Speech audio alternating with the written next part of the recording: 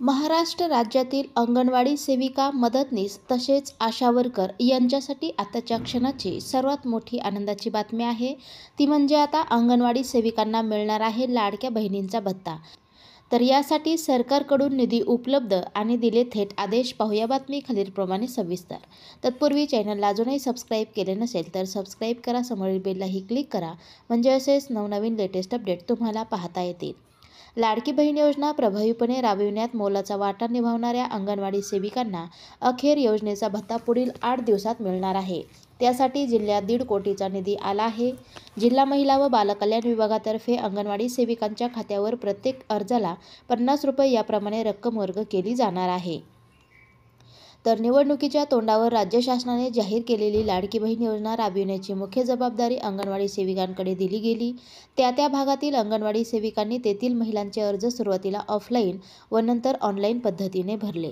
अधिकाधिक महिलांचे अर्ज भरले जावेत यासाठी शासनाने प्रत्येक अर्जामागे 50 रुपये असा भत्ता जाहीर केला।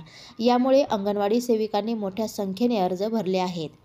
एका सेविकेने 1 ते 1.5 हजार अर्ज भरले आहेत। लाभार्थी महिलांना पुढील 2 महिन्यातच लाडकी बहीण योजनेच्या लाभांचे पैसे मिळायला सुरुवात झाली।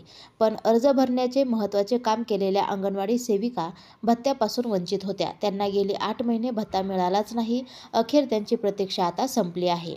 शासनाकडून जिल्ह्यासाठी 1.5 कोटीचा निधी आला असून तो जिल्हा महिला व बालविकास विभागाकडे वर्ग झाला आहे। याचे बिल सध्या कोषागार कार्यालयाकडे गेले आहे। त्याची प्रक्रिया पूर्ण झाल्यानंतर पुढील आठवडाभरात अंगणवाडी सेविकांच्या खात्यावर त्यांनी भरलेल्या अर्जाच्या संख्येनुसार रक्कम वर्ग केली जाईल। तर 4 चाकीवाल्या महिलांचा आकडा फुगला।